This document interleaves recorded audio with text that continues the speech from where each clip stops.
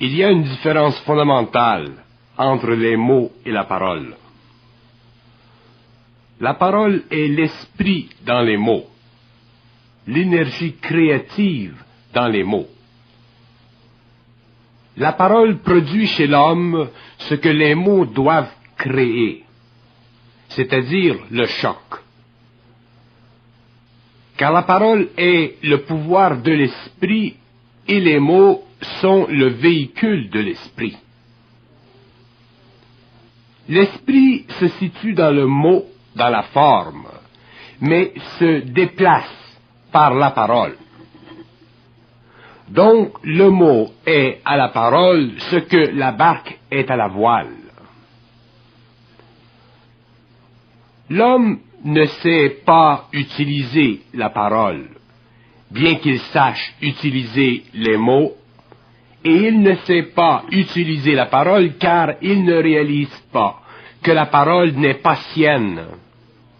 Il croit qu'elle est sienne car il a l'impression de créer ou d'utiliser les mots qui la composent à cause de sa mémoire. Mais ceci est une illusion de l'ego.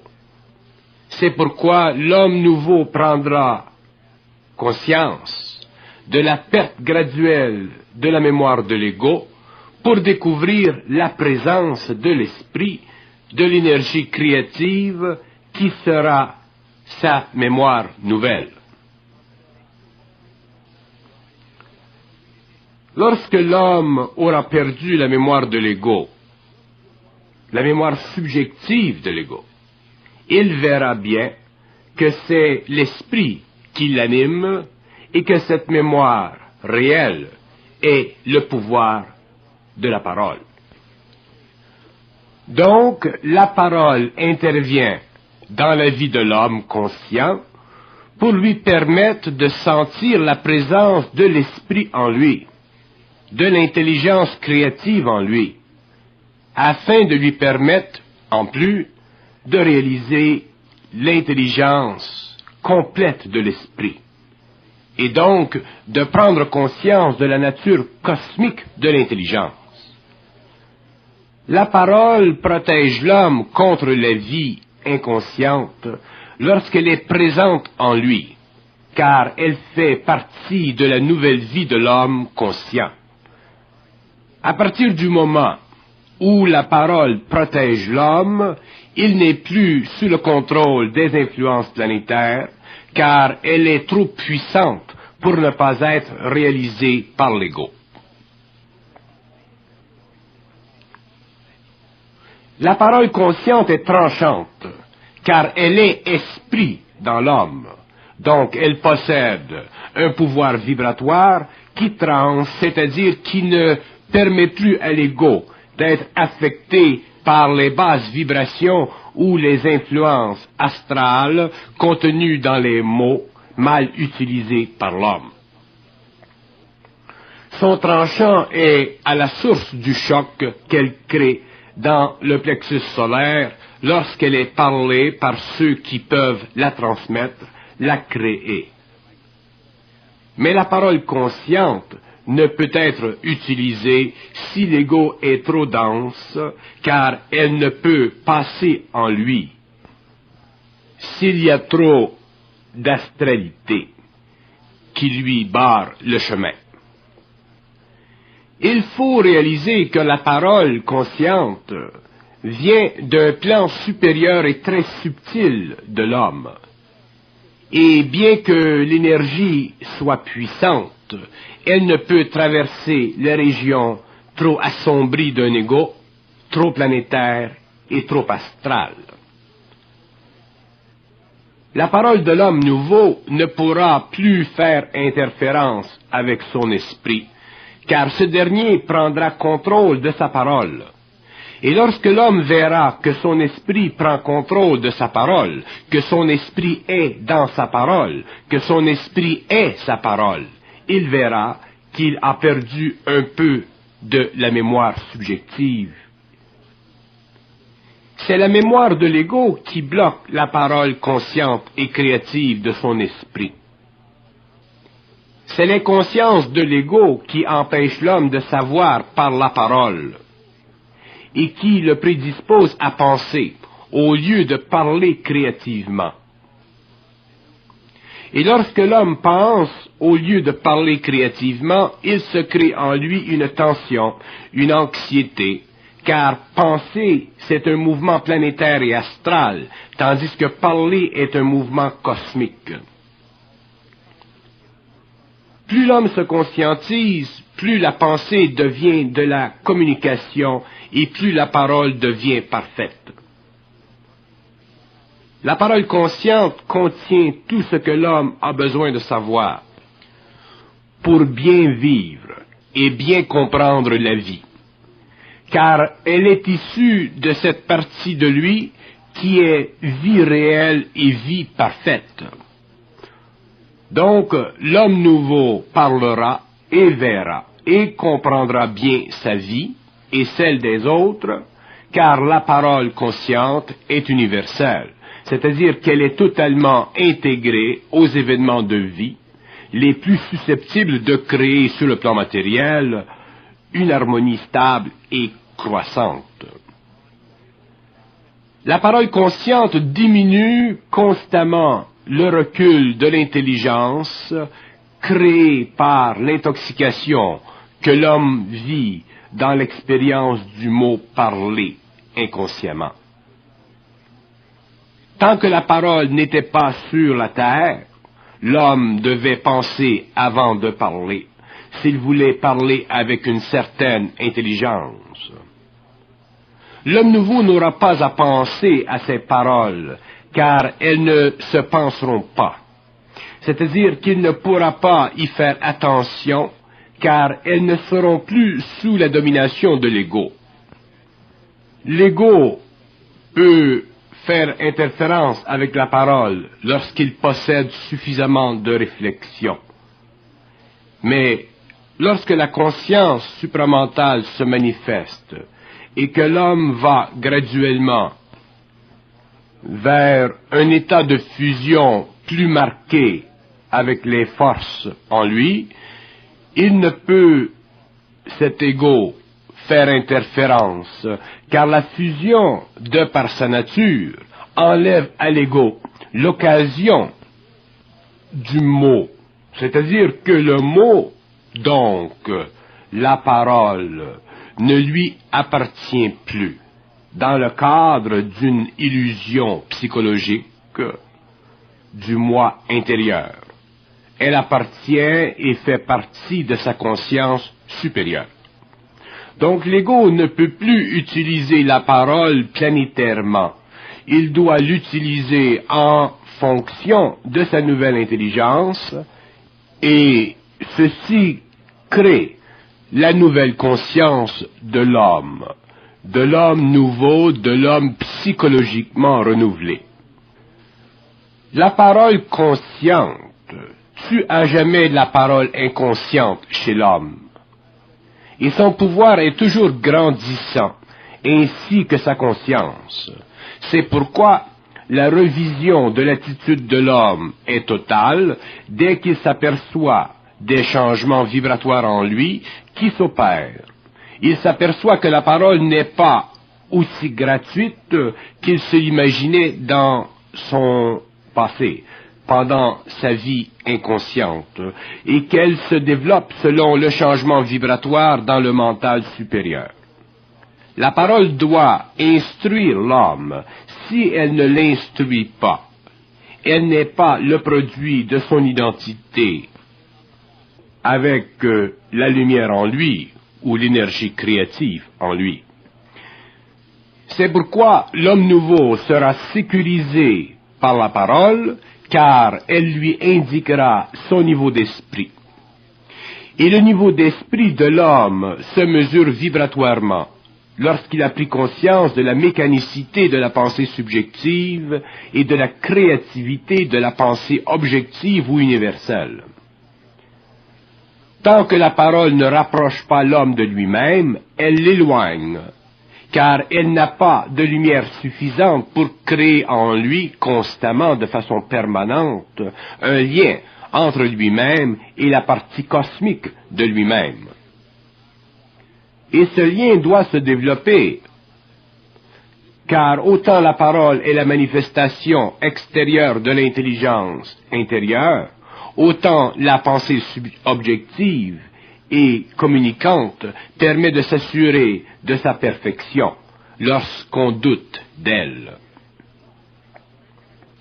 L'homme nouveau doutera avant la fusion de sa parole, car il ne sera pas encore ajusté à sa qualité primaire, qualité qui la rend pénétrante, tranchante, objective, qualité que l'on peut appeler le feu de la parole.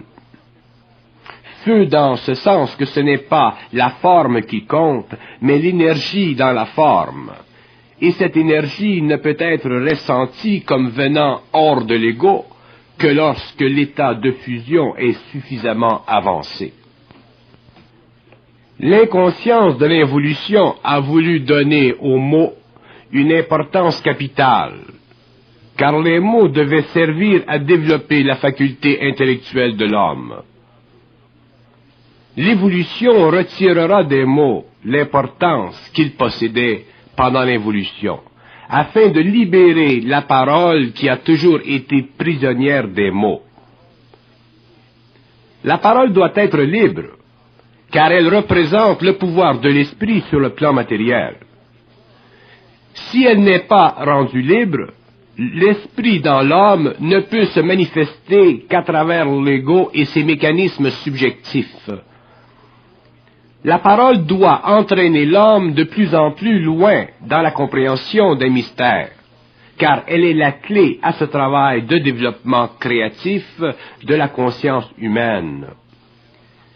Mais si les mots la rendent prisonnière, elle ne peut servir l'homme que sur le plan de son expérience psychologique et collective.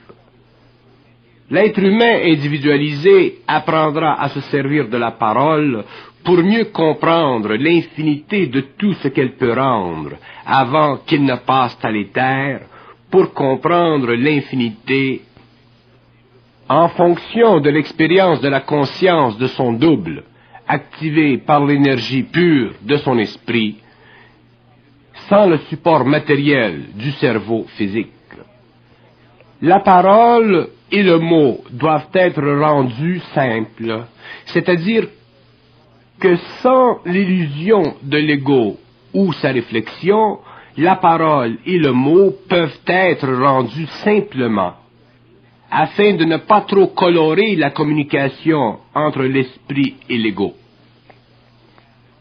L'homme a tendance à compliquer la parole, car il n'a pas la capacité de l'utiliser créativement. Il ne l'utilise que pour se donner une certaine conscience de lui-même, alors que ceci fait partie de l'illusion bien marquée de l'ego. Tant que la parole instruit l'ego, il grandit en conscience. Dès qu'elle cesse de l'instruire, il perd conscience et redevient planétaire. Et ce mouvement de va-et-vient dure jusqu'à ce que l'ego ait compris que son rôle dans la vie de l'homme cesse d'être ce qu'il a toujours été de par sa nature égocentrique. La perte d'égocentricité et le développement de la centricité renforcit la parole et lui donne la puissance dont a besoin l'homme pour bien comprendre et bien expliquer ce qui ne se transmet pas psychologiquement ou par une parole expérientielle et planétaire.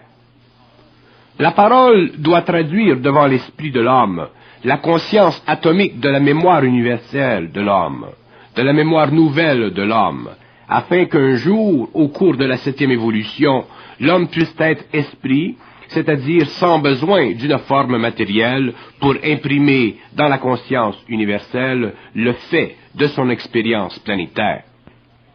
La parole d'hier et la parole de demain ne se ressembleront plus, car l'une ne pourra plus se greffer à l'autre comme se greffent les anneaux d'une conversation.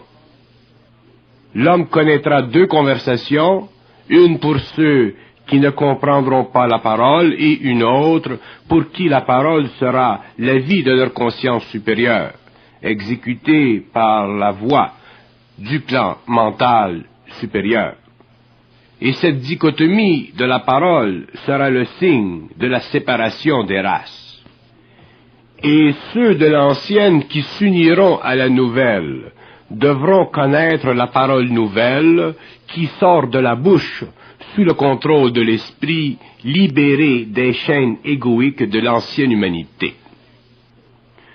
Tant que la parole n'aura pas créé sur la terre un nouvel anneau entre les hommes, il sera impossible à l'être humain d'être en contact avec les êtres supérieurs de la galaxie qui viennent vers lui, car l'homme qui n'a pas la parole ne peut comprendre ceux qui ont le pouvoir télépathique, car la parole devient télépathique lorsque la Terre rencontre les étrangers de l'espace.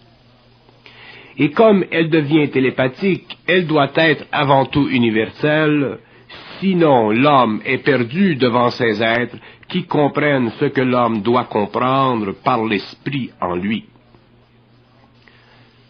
La parole doit traduire la réalité à travers l'homme, et tant que l'homme n'a pas réalisé que la réalité devient réelle, lorsqu'il prend conscience de la parole et qu'il cesse de se suffire de mots qui n'ont pour lui qu'une valeur subjective et expérientielle.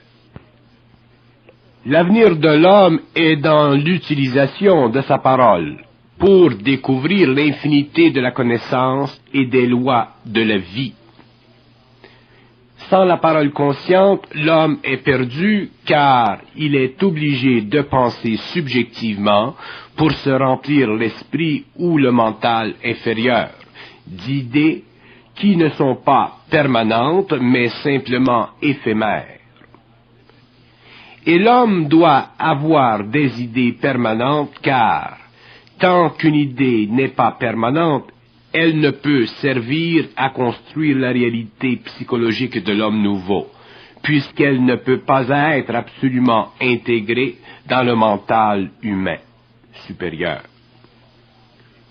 Pour qu'une idée soit absolument intégrée dans le mental humain, il faut que l'homme ne puisse la construire qu'en fonction de l'esprit, car l'esprit et l'idée font un dans le mental supérieur seulement.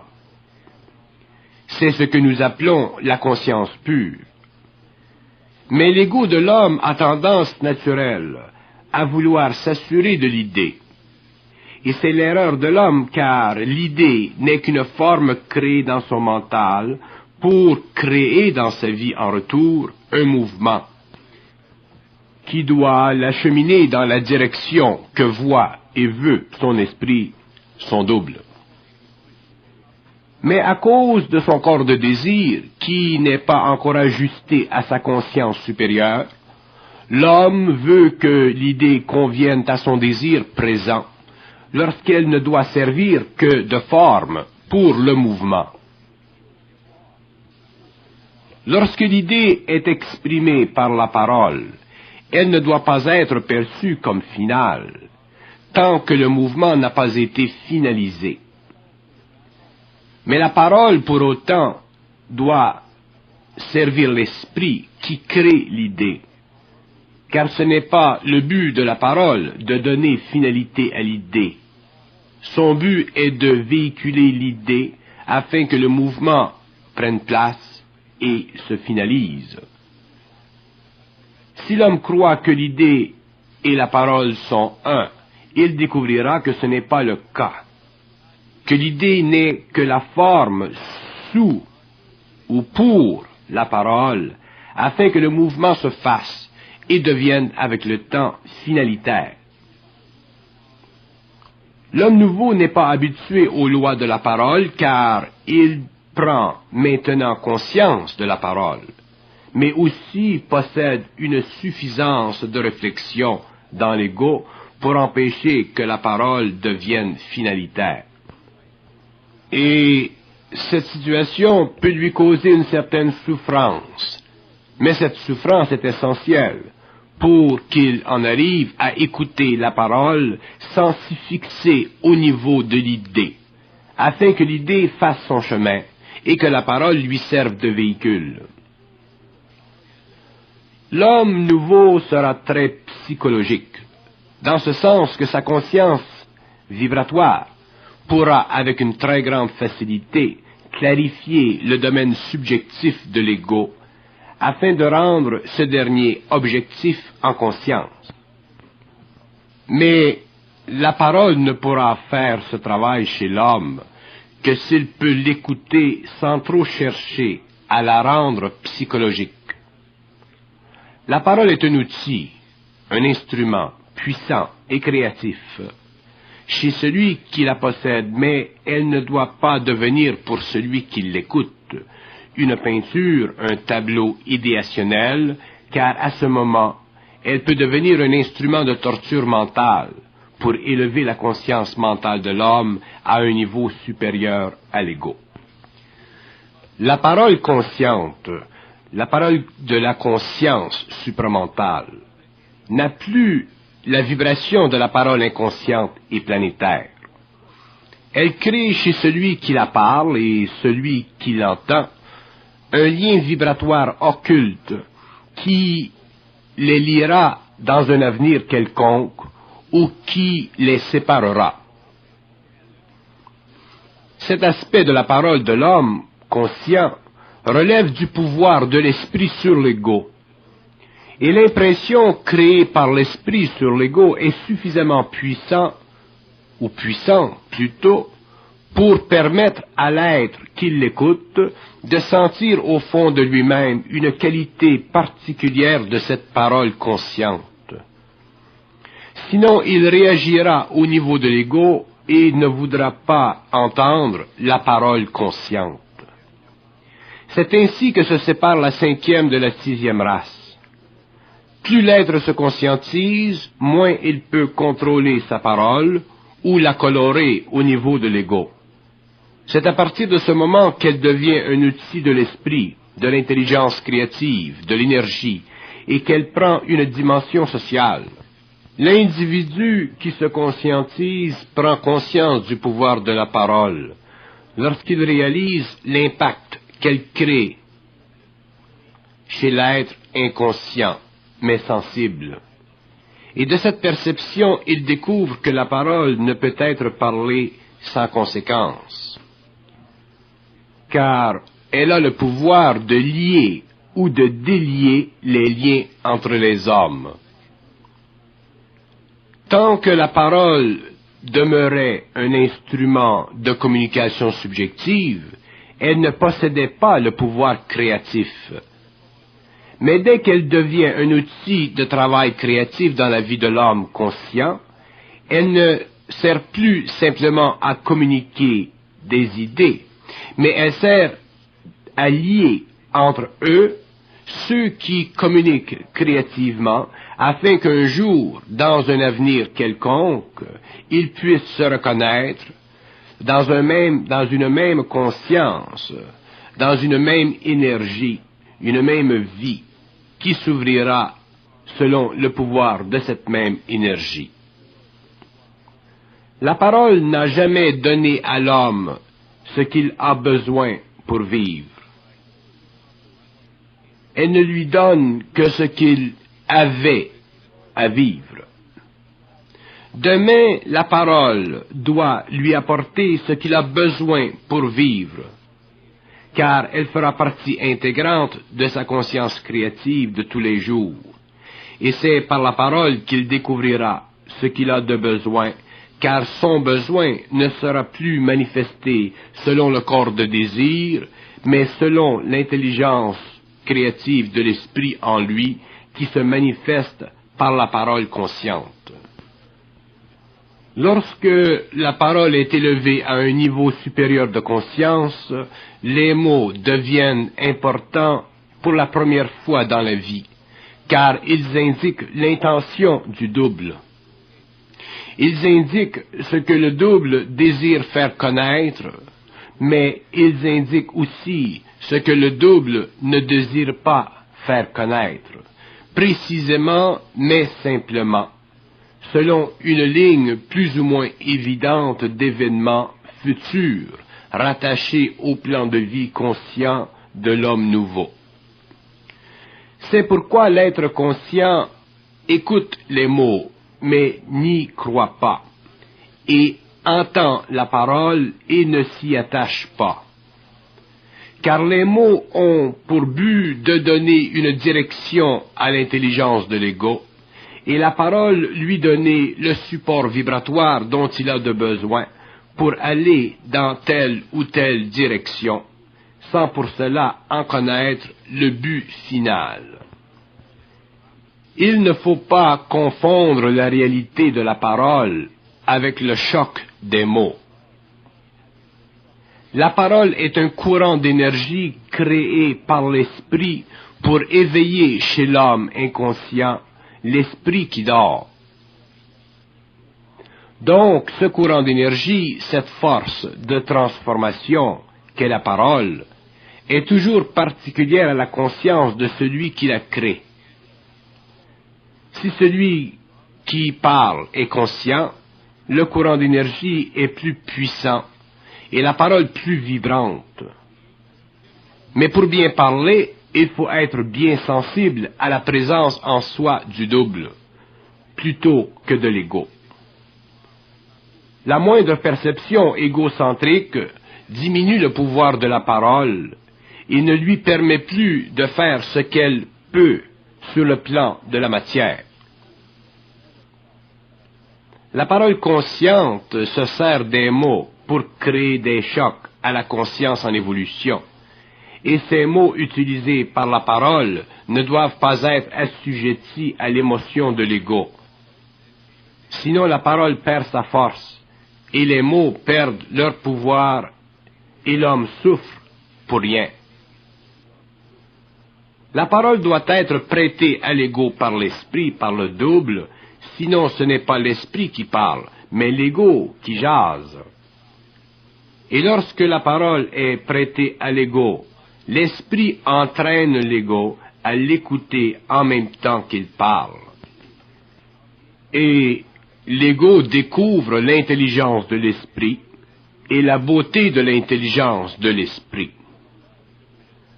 À partir de ce moment, l'ego se sent supporté par l'esprit et ne sent plus le poids de la vie terrestre, car il sait que l'esprit s'élève en lui comme le vent qui s'élève et souffle dans la voile.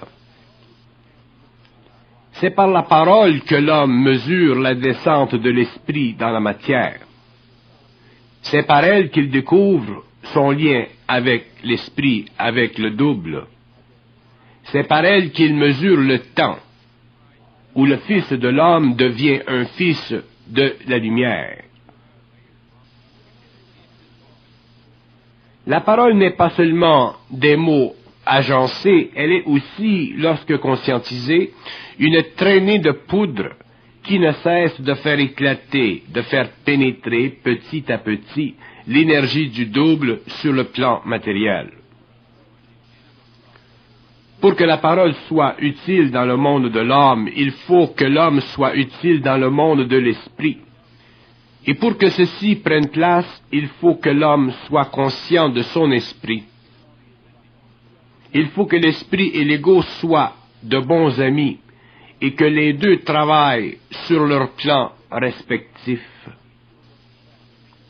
mais l'un pour l'autre. À quoi bon l'homme s'il ne sert pas l'esprit? Et à quoi bon l'esprit s'il ne sert pas l'homme? La parole est la mesure du rapport entre l'homme et l'esprit. Et tant que l'homme ne sent pas l'énergie de la parole, il ne peut sentir la présence de l'esprit. Donc il ne peut être ce qu'il veut être dans la vie. Car la parole est le pouvoir du double dans l'homme, et tant que l'homme ne peut l'utiliser, il demeure un être inférieur, c'est-à-dire un être qui doit survivre, qui doit servir, au lieu de créer. Et tant que l'homme ne crée pas, il n'a pas la pleine mesure de lui-même. Il ne peut bénéficier de la parole, de son énergie créative. L'esprit n'est pas généreux. Ce n'est pas du domaine de l'esprit, la générosité, c'est du domaine de l'homme. Mais l'esprit est puissant, et lorsque l'homme est prêt à le recevoir, l'homme vit de lui. Il ne peut plus être pauvre, car déjà l'esprit l'enrichit. Donc la parole est très près de l'homme et très loin de lui à la fois. Elle est près de lui s'il a le pouvoir de savoir par et à travers elle, et elle est loin de lui s'il ne peut la mettre à son service et l'utiliser pour son bien-être sur le plan matériel. Si les hommes conscients apprennent à vibrer aux mots qui servent la parole et à ne pas s'assujettir à la vibration, ils deviendront forts d'eux-mêmes, car leur émotivité ne sera plus affectée par les mots, par la forme des mots, et l'esprit entrera de plus en plus en eux, car les mots auront servi à altérer le taux vibratoire de leur centre d'énergie, permettant ainsi à l'esprit de descendre, de se manifester de plus en plus dans la matière. La parole est infinie, et l'homme devra un jour le réaliser. Tant que l'homme n'aura pas réalisé ceci, il ne pourra pas avoir pleine conscience de son esprit, donc pourra souffrir de la matière, car cette dernière sera toujours pour lui un peu une prison. Mais lorsque l'homme aura réalisé l'infinité de l'esprit, il saura que la matière est assujettie à lui, et il se sentira libre et bien avec elle. Tant que la parole ne sert pas l'homme, il ne peut se sentir parfaitement bien, car il ne peut se réaliser, c'est-à-dire qu'il ne peut avoir une mesure réelle de lui-même. Une telle condition de l'homme lui rappelle un peu la mort, car dans la mort, l'homme ou l'ego, ou l'esprit enchaîné dans le temps, se sent toujours diminué dans sa réalité. Et tant que l'esprit se sent diminué dans sa réalité, il manque quelque chose dans son expérience. Et sur le plan de la terre, là où l'esprit et l'homme sont divisés, l'unité doit être créée. Si l'homme veut se sentir tel qu'il est dans les hauts plans de la réalité de l'esprit, c'est-à-dire sans fin, immortel dans sa conscience. Pour que l'homme soit sans fin en conscience, il faut que son esprit ait pu manifestement créer la parole sur la terre, car la parole est la présence sur la terre du double, jusqu'à ce que l'esprit se manifeste dans le feu, la lumière, l'énergie et le pouvoir. Il existe une relation tellement étroite entre la parole et l'esprit que si l'homme inconscient le réalisait, il deviendrait fou, car il ne pourrait, sans y avoir été préparé, vivre et supporter cette autre présence en lui qui surplombe son ego et le guide à son insu. Il faut que la parole serve à donner à l'homme une conscience de rapprochement entre les plans d'intelligence et le plan de la matière. Car pour que la matière, un jour, obéisse à l'homme, il faut que l'homme puisse vivre en harmonie avec l'énergie du double. La parole n'est pas un don de l'esprit à l'homme, c'est le pouvoir de l'esprit à travers l'homme. Il faut que l'homme voie les choses telles qu'elles sont, et non telles qu'il se les projette avec ses sentiments. Alors si la parole est le pouvoir du double dans l'homme, ce pouvoir doit servir l'homme. Sinon, à quoi bon l'homme sur la terre? À quoi bon l'homme? Pour que l'homme trouve sa place dans la vie, dans la nature, il lui faut être près de la source de cette vie. Et cette source, c'est l'esprit ou l'énergie de la lumière. Or, cette énergie ne peut être perçue que par la parole qui lui sert et lui fait reconnaître qu'il est autre que ce qu'il était dans son inconscience. Tant que l'homme ne se sent pas autre que ce qu'il était pendant l'inconscience, il ne peut être dans son esprit, dans son énergie. C'est pourquoi la parole est si importante, car c'est elle qui indique à l'homme combien près il est de son énergie, de son double.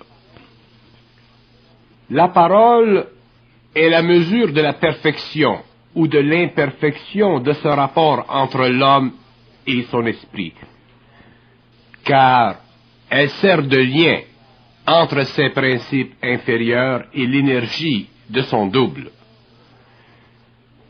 Tant que la parole n'est pas sûre, parfaitement sûre, elle ne peut servir de pont entre l'éther et la matière, car il manque encore à l'homme de l'esprit, et l'esprit ne peut se faire connaître ou reconnaître chez l'homme qu'au fur et à mesure que ses principes inférieurs ont subi le changement vibratoire nécessaire. Si l'homme n'est pas sûr de l'esprit, mais sûr en esprit, il est en évolution rapide, et le temps viendra où le contact avec l'éther se fera sans heurts, sans confusion. L'esprit de la parole est le même esprit que l'esprit du feu, c'est-à-dire que l'esprit de la parole engendre une vibration sur la terre qui sépare les éléments denses de la conscience humaine, afin de créer une conscience supérieure. Donc l'esprit de la parole consume sur le plan subtil, tel que le feu consume sur le plan dense de la matière. Voilà pourquoi le choc de la parole par les mots est si pénible pour l'ego, car il agit tel un feu qui dévore et transmute. Autant la parole transmute, autant la conscience de la présence d'une volonté supérieure transmute, car dès que l'homme réalise qu'il y a une force en lui qu'il ne peut dompter, qu'il ne peut plier, et dont il doit subir le travail, il ne peut faire autre que de vivre le changement vibratoire, ce qui permet à l'esprit ou à l'énergie de se manifester à travers ses corps subtils. La parole ancienne et la parole nouvelle est la même en essence, mais elle est différente en réalité. L'essence de la parole, c'est son aspect vibratoire. La réalité de la parole, c'est son aspect cosmique ou scientifique. Tant que la parole n'était pas utilisée pour le bien-être de l'homme, de l'ego, durant l'évolution, elle ne pouvait être scientifique. Elle ne pouvait être que vibratoire. Maintenant que l'homme entre dans un nouveau cycle d'évolution ascendant, la parole ne peut plus être simplement vibratoire. Elle doit être aussi éventuellement scientifique, car elle doit expliquer ce qui ne s'explique pas par les moyens de bord dont dispose aujourd'hui le penseur moderne subjectif. Et la scientifisation de la parole nécessite une réorganisation du mental humain, afin de permettre à l'homme de parler ce qui n'est pas connu et d'expliquer avec les mots de sa mémoire ce qui ne se comprend que vibratoirement. La parole en tant que pouvoir vibratoire est scientifique dans ce sens qu'elle est continue dans son objectivité. Et c'est cette objectivité qui lui donnera graduellement cette qualité de plus en plus scientifique. Le terme scientifique ici exclut la qualité technique du langage. Scientifique veut dire, dans le cadre de cette conversation, intelligente en elle-même, malgré la forme.